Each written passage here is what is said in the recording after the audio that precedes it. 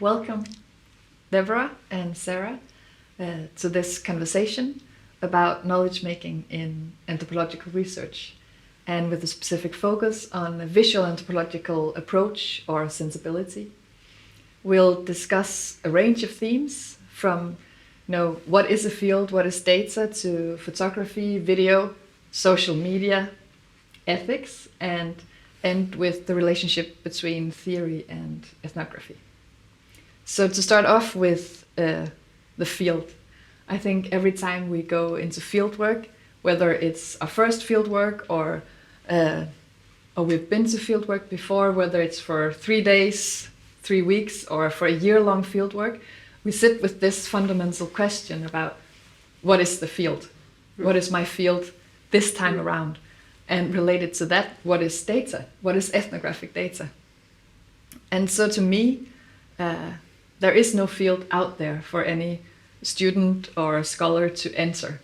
And there's also no data out there to be plucked or harvested. It's something that we generate. We are part of the field that we interrogate through our questions and our approach, our method, and so on. So we generate knowledge together in the field. And in the same way, we're part of generating the ethnographic data. But I'm curious as to how that has figured in your work. Yeah, actually, I agree with you in most of what you are saying, but also it depends in which fieldwork you are involved. And in ethnographic fieldwork, as we know, it could entail so many different notions of what means data and field, even site or even other notions that may help you to build up a notion or an ethnographic fieldwork. And data, specifically in my fieldwork, because I work with techies in Europe, for example, you have the big data notion, which is not the same that ethnographic data notion. And when you talk about what you are doing with them, sometimes they have in mind the big data notion, which is like gathering what is there as information and using it. And we have a totally different view of thought. I'm learning from you through what you do, through what you think about what you do, and then I build my own concept of data that makes some meaning of what you do. So I think it's a very broad notion, data. Yeah, in my work, I've always argued against the idea of using the term data to talk about our ethnographic research materials. And that's gone right from the beginning of my PhD research, which is about women and bullfighting, to the research I do now, which is actually often very much about how people experience digital data in their everyday lives. So instead of data, I've always argued that what we make or produce with people during our research, during our ethnographic fieldwork, should be referred to as research materials. Now, that doesn't mean that they have to be material in their nature. They can be digital, they can be composed of a whole range of things. They can even be memories, they can even be feelings. But the other important thing to remember about them is that they're all materials or things of different qualities. They have different affordances, so they might be photographs, they could be videos, they could be, as I said before, feelings, they could be written down field notes, and they could be artifacts. Anything that, and I don't want to say collect in the sense that we pick things up and we take them away with us, but actually all of those things that we bring together. And what we do when we bring them together is we create this kind of intensity of things around us. And that's what I've called the ethnographic place.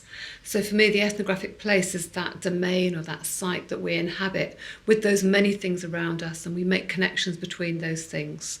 And as I said before, those are different types of things, and that's the complexity of ethnography, and why often it's difficult to explain how we do our analysis as ethnographers, because we don't do an analysis of data that's separate from us, or of pieces of data that are separate from other pieces of data. We actually bring together different types of things. We create relationships between them. We tell stories with them. And those stories are actually what we tell and what we create and make as ethnographers. So for me, the ethnographic place is that domain where all of those things come together. And it's a changing domain. It starts when we start our research.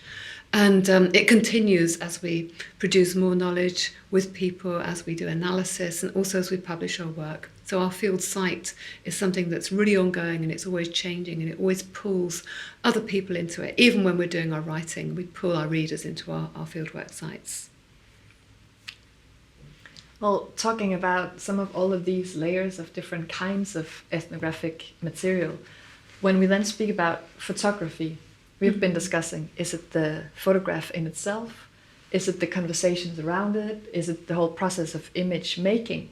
Or is it also the image sharing in different kind of flows of images and information? And I believe it's all of these things. And one example from my fieldwork in a South African township in Menenberg, I worked with disposable cameras and photo diaries, and there were so many issues at stake that I hadn't understood. So this very simple way of people showing through the images, through where they point their camera, what is also important, but hasn't been part of our conversation.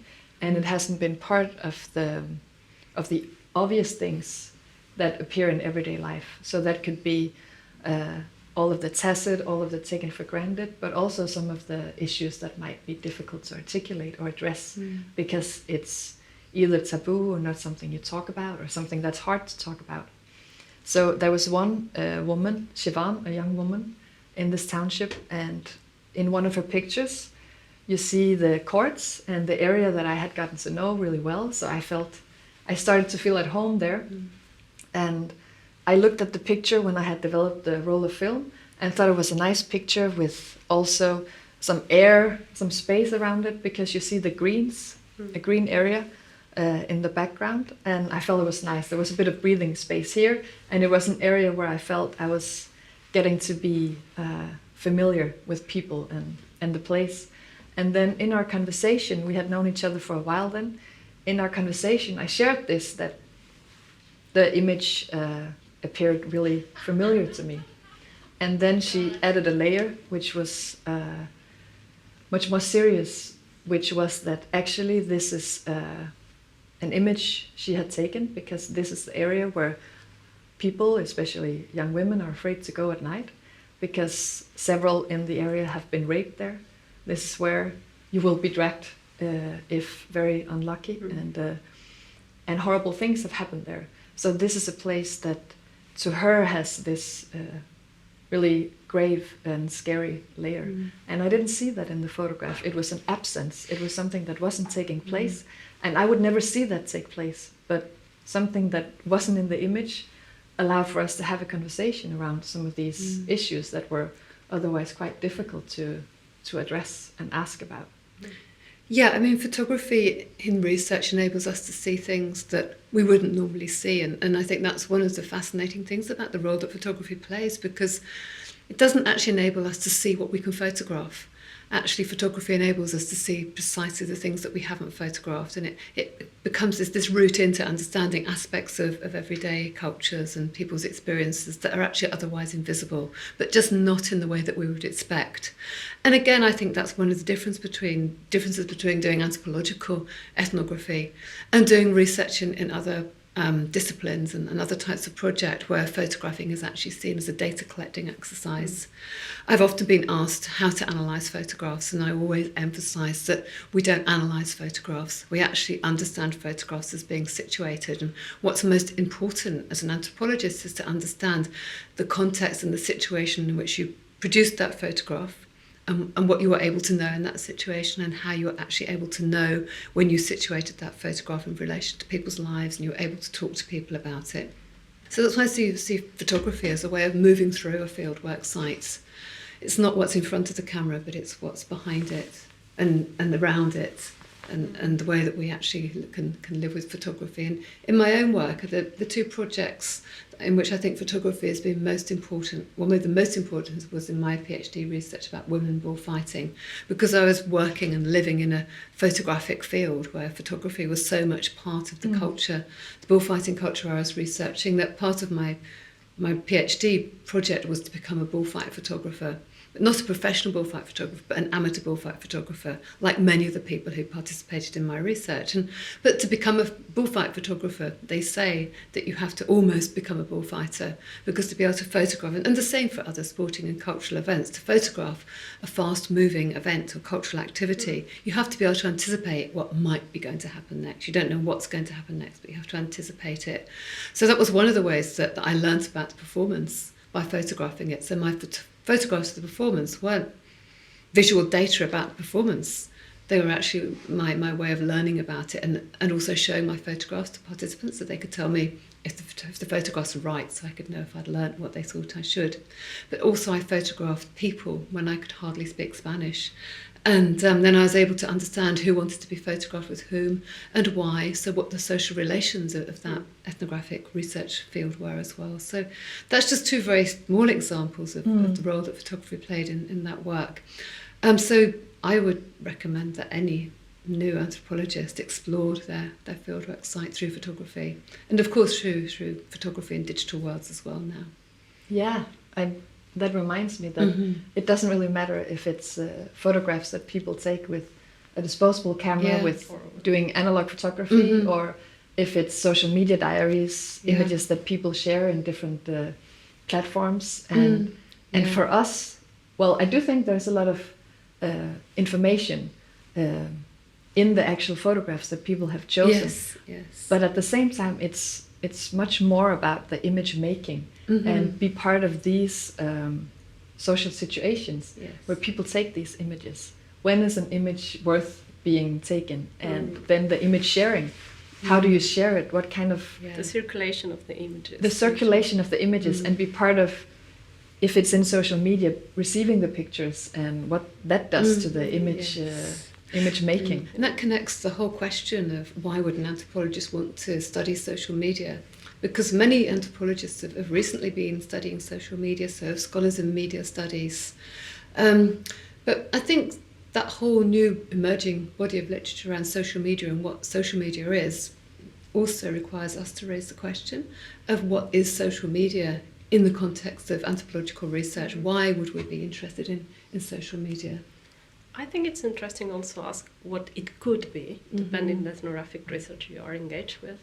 And I have an extreme case in the sense of social media, because in my fieldwork it was super important, but not as an object of study or even as something that I was talking about.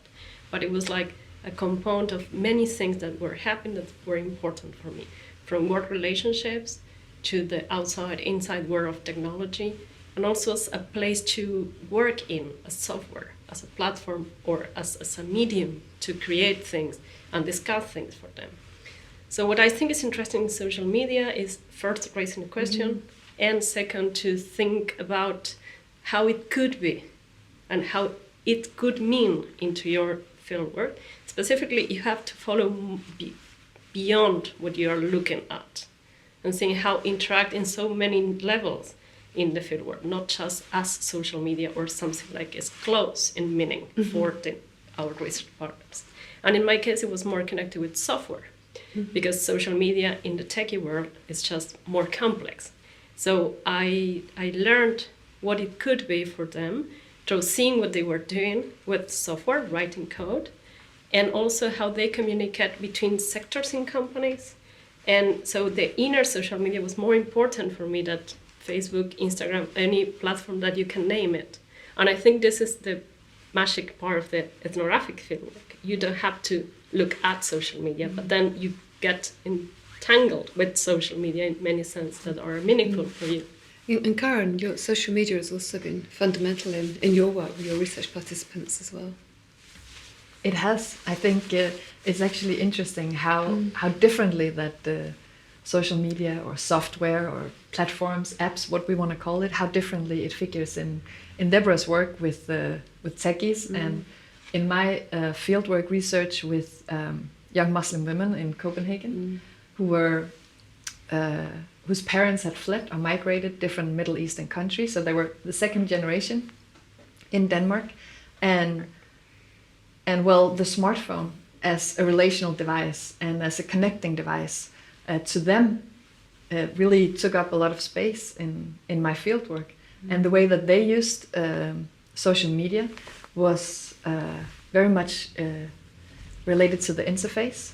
And again, it wasn't social media in itself that became interesting to me. It was how they use social media, and social media as part of a larger assemblage of how to relate to other people across different countries, also across different sets of values and expectations on the women I worked with, and how they used different social media in this sense. And when we're talking about the image making and the image sharing, I think looking at what is uploaded in a social media platform is interesting, but it's only a small part in actually understanding the situation where you do fieldwork with people as they take the images, and you're in the images, you're doing participant observation also in this realm of people's lives, which is, I mean, social media, smartphones, all of the technological devices are so ubiquitous now. So they move in and out of people's lives in a way that we can't really separate. And as ethnographers, as anthropologists, we have to follow them there in the platforms where they meet, but also offline to see and understand those moments when the images are made. And those images can be of us, they can be of them, they can be shared with us. So we become the recipients and become part of this flow of images to understand it, rather than going back to data, thinking of the actual photograph, whether in a digital media platform or a physical photograph, as the data in and of itself. It's that whole situation that we have to participate in to understand it. Yeah, so we are dealing now as anthropologists with new modes of thinking about our ethnographic fields, and part of that is thinking about data and digital data, social media, and the worlds that our participants and we are living in. And one of the other questions that raises for us is the question of ethics. And our research ethics are now being remoulded and being rethought in a new context for anthropological research in various ways. There are three aspects of this that I think we need to consider. One is about our relationship with our research participants and what we've always called informed consent and how that plays out. Another is thinking about not just our research participants, but the organisations that we might partner with and how we think about that. And also, especially if we're signing non-disclosure agreements with organisations, what are the ethics of that, as well as the legalities? And the other aspect of it is what we often think of, I guess, as the two-sided aspect of ethics. Maybe what for us as anthropologists is the real ethics, the ethics of our engagement with people within the research context, with the research environment, and how we actually make ethical decisions on the go, which in ethnography is absolutely fundamental because our circumstances are always changing and they're always contingent.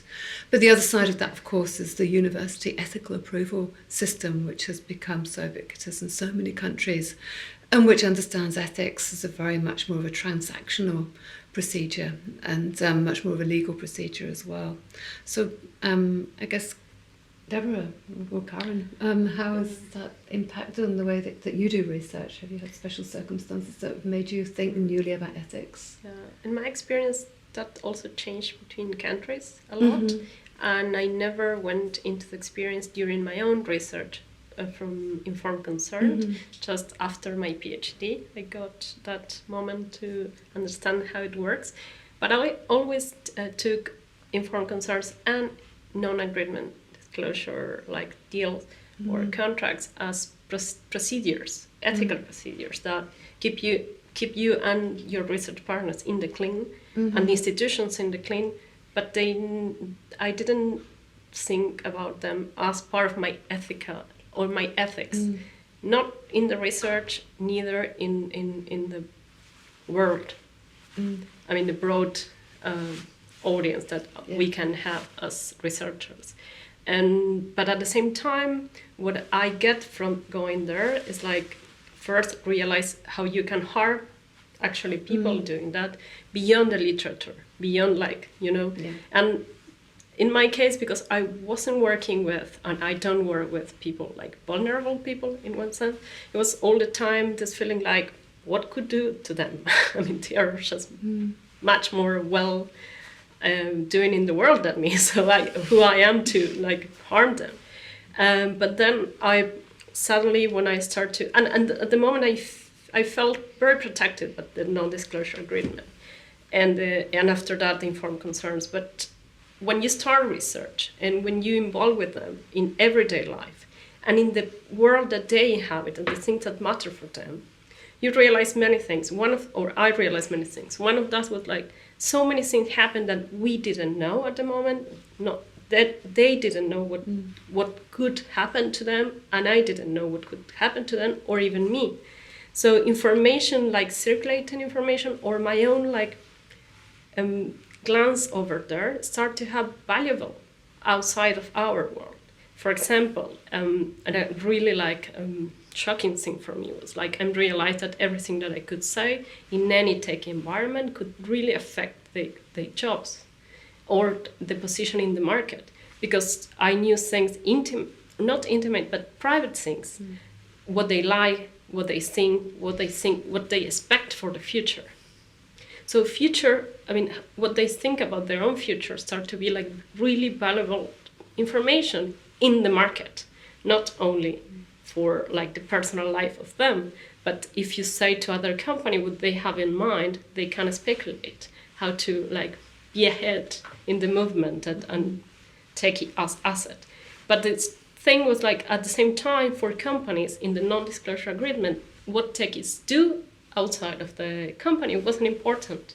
It wasn't part of the NDA. The NDA was just for companies or labs inside the perimeters.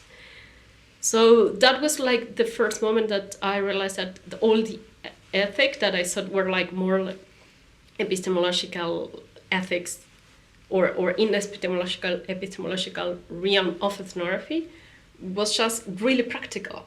You have to take position and you have to be aware like what future expectation could do in the research and in the world that you are like going and walking with them. So I think, as you said, Sarah, like these two realms, I mean, or these two sides, not all the time are two sides, and sometimes we need to combine them through the process of the research ethnographically. There's no book that help us to do that.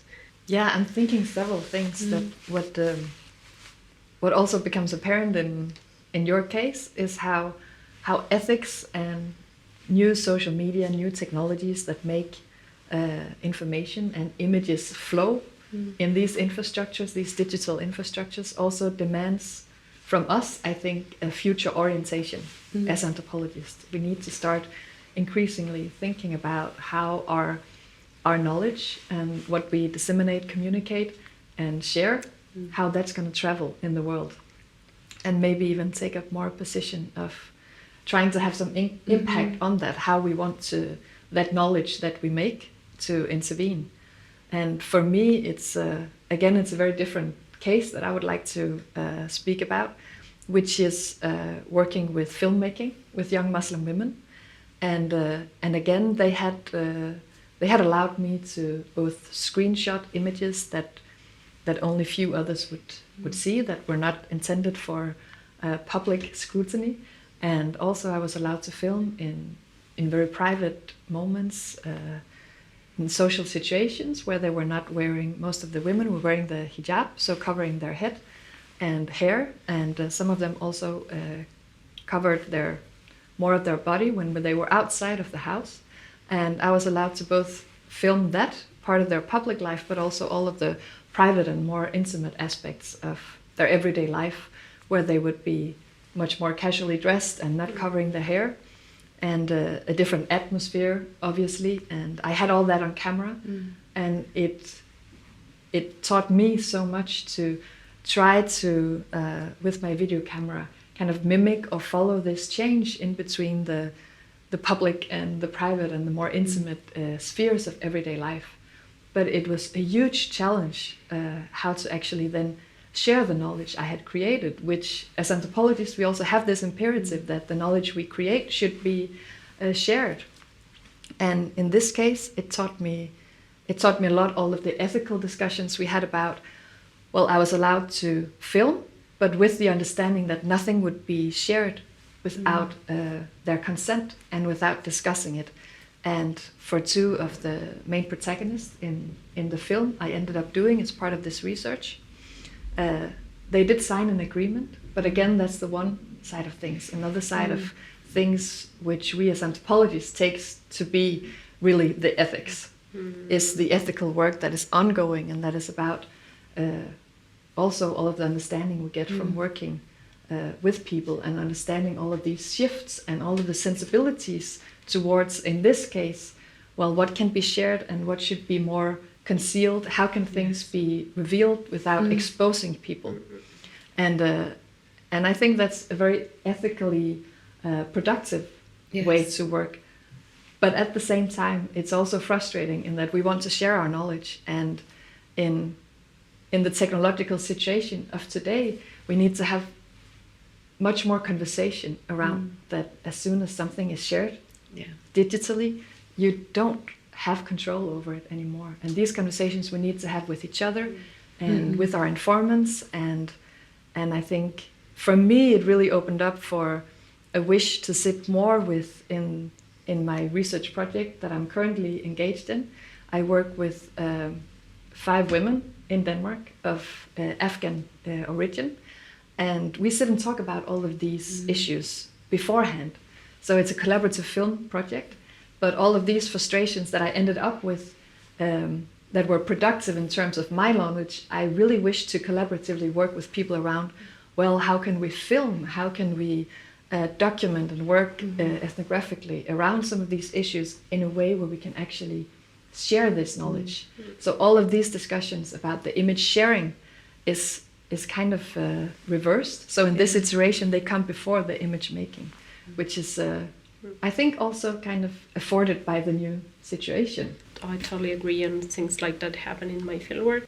You go there, and things that happen there, you come back with them and you translate them. This idea of translation, we need to revise it. We are not anymore being the ones like with the powerful to share and communicate.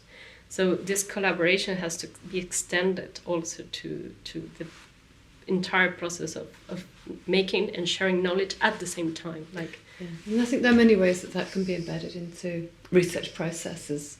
And depending on the context and on the requirements also of your universities in terms of ethical procedures. Now, I've been in a situation where much of the agreements that we make with our participants have to be documented in formal consent forms. And the way that those have been designed has been in such a way that we actually always offer the participants the opportunity to ask to see the research materials, and we always offer them the chance to actually read what we've written about them before we publish it as well. And that kind of ongoing ethics process is particular in our lower effort energy demand reduction project, which is the project that my Energy and Digital Living website is about.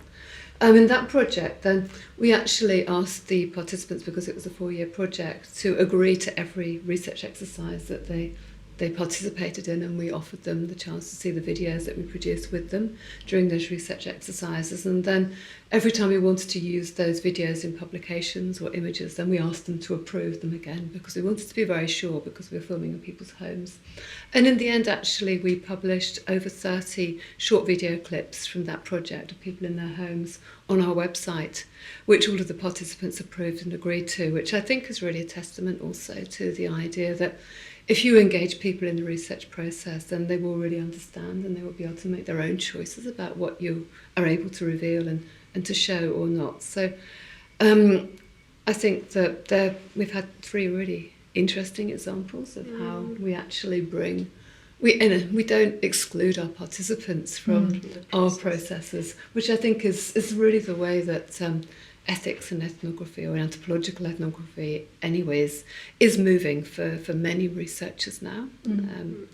I think that it also gives us the way to start thinking about ethics being part of research as it's ongoing, and it's not only ethics, it's part of ethnographic or anthropological ethnographic research as it happens.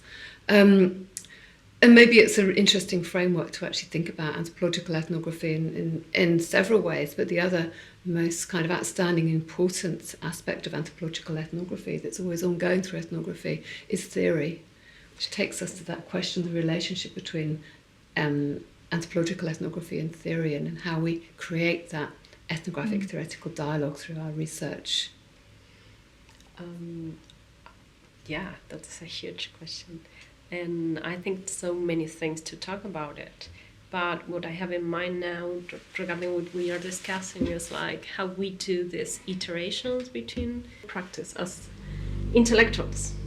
If we are intellectuals, that part, that how what is interesting is all this process and the changes in the ethnographic process that we are discussing are also shaping our understanding of specific concepts and specific theories, and the common sense, or the sociological common sense, as we call it, of certain theories. So we are starting to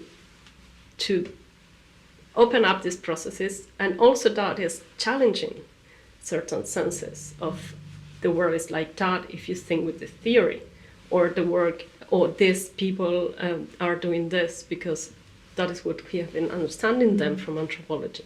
So in that iterations, ethics are essentials, but also the reflexivity, again, still it's super important, because we cannot change the ethnographic process, or in one sense updating the world that we want to have, and not updating the theory, in the sense that how we interact with theory. So theory is like a source, but at the same time it's a place to go and play. And I think that is super interesting to have in mind when we think about ethics, or the media, or the tools that we use in research. No, I agree. I think it's such a fundamental dynamic in anthropology, this relationship between ethnography and theory. And theory is all the time part of how we approach the field and understand the knowledge that we make. So we come into a new field and we're informed by theory. And most often it happens that we experience something that kind of overflows and cannot be contained within the theoretical framework that we started out with. And then the ethnography pushes back and theory is developed, or maybe more it's discussed and new analytical concepts are added. And I think this is an amazing dynamic, but in that, I think also the important point for students to remember is that theories are not something in and of themselves. They are tools for us to think with. The analytical concepts are for us to think through our ethnographic materials and start that dialogue between ethnography and theory. So not be afraid of, as you said, having it outside of our practice and the ongoing knowledge making that is happening with people, but as an ingrained part of. That makes me think about how both of you use video in that sense, because there is a kind of space to think theoretically differently, or have been in our discipline a place to play more with theory, or like challenge theory as the only place to think about the world. How you work with video? Well, I think video and ethnographic filmmaking played an important role in challenging how we think about theory in anthropology. In a sense, ethnographic film came too soon, because ethnographic film was always rejected because it was associated with subjectivity. So once more there were theoretical turns towards the subjective as opposed to the quest for objectivity. That was when ethnographic film and working with video and ethnographic fieldwork actually had its opportunity to become more prominent and much more accepted. And that's happened many times in the history of anthropology, when we look at how the theoretical turns actually become associated with particular forms of ethnographic practice. Then it's very consistent. The same has happened with the sensory turn in ethnography. So we see it's ongoing, and now we start to think about, well, how do we think about the world in terms of the digital, and what does digital theory have to do actually with the way that we actually think about our fieldwork separately. So there are really interesting kind of quite coherent stories in the history of thought, the history of technology, and also the history of how we actually theorise our work as anthropologists, that can give us a very kind of a bigger vision, I think, of the way that things change, and actually enable us to reflect on why we're actually engaging with particular theories at this particular moment and connecting them with our ethnographic practice. And I think that also takes us to this point that Karen was talking about, the way that also our ethnography shapes the way that we think theoretically, partly because our ethnographic fields, as we started with this very question of what is the ethnographic field in our discussion, we acknowledge that our ethnographic fields are changing. They include different technological and digital environments, but we're engaging with them differently in terms of ethics, in terms of the interventions we can make, in terms of our relationships with research participants. And of course we're engaging with them differently theoretically as well. So the theoretical germs that would have supported earlier research aren't really so relevant for us now. And the theoretical ideas that inspire our field work now are inspiring different modes of working, but are modes of working that are inspired by the very environments we do the research in, are also inviting us to think differently with the theories that will actually emerge from and with our field work. So I think that ending with theory and what's theory and ethnography is really kind of key for our discussion, because I think we have opportunities to develop new modes of theoretical ethnography, which will be different as time goes on from any other ways of thinking theoretically in ethnography.